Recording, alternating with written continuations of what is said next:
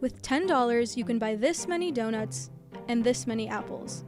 If you opt for the donuts, you get a lot more calories.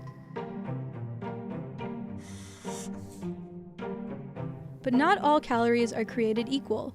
Apples contain fiber and vitamins, while donuts are full of saturated fats and chemically processed ingredients. Even though apples are healthier for you, you have to eat more of them to get the same number of calories as one donut. And it would cost you about $5 more, which means the cost-effective choice is usually not the nutritionally sound one.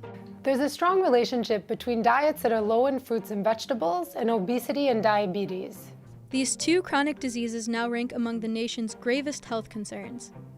Produce is essential for a healthy diet, but Americans aren't eating enough of it, and part of the problem is cost. So what can be done to add more produce to the American plate?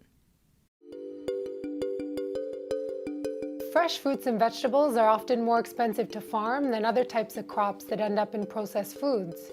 For example, fresh strawberries have to be picked by hand, but strawberries destined for preserves can be harvested by a machine.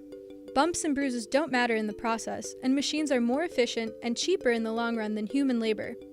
This extra work is reflected in the price difference between fresh strawberries and other crops, and it also makes fresh strawberries more expensive to buy than processed strawberries. Government subsidies also play a role in the cost difference. For example, the USDA doesn't subsidize leafy vegetable crops in the same way it subsidizes wheat, soy, and corn. These three crops make up a lot of processed food. So products full of high fructose corn syrup and soybean oil have an unfair advantage. When it comes to cost, the less nutritious food will win out. Other incentives are needed to keep people away from cheap, processed foods. Taxes on tobacco and alcohol have been effective at curbing consumption. This line shows the average price per pack of cigarettes over the past 40 years. The rising prices are partly fueled by federal and state cigarette tax increases in 1983, throughout the early 2000s, and 2009. Meanwhile, per capita cigarette consumption, shown by this line, has steadily decreased as prices have gone up. And some researchers are arguing that we need to start thinking about a junk food tax. The tax would focus on non-essential food items like candy, soda, and potato chips. These unhealthy foods would be taxed at the manufacturing level, and higher costs at checkout could steer customers toward healthier options.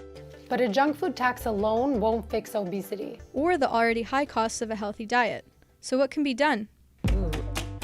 We could make produce sexy. Okay, well there are other things too.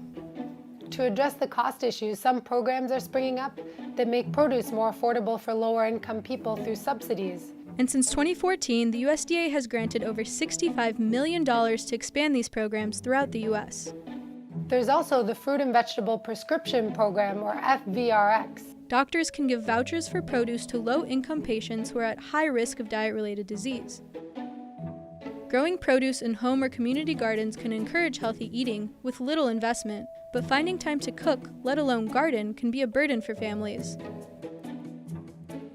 We don't yet know which strategies and programs are going to work best, but they're worth testing for one simple reason.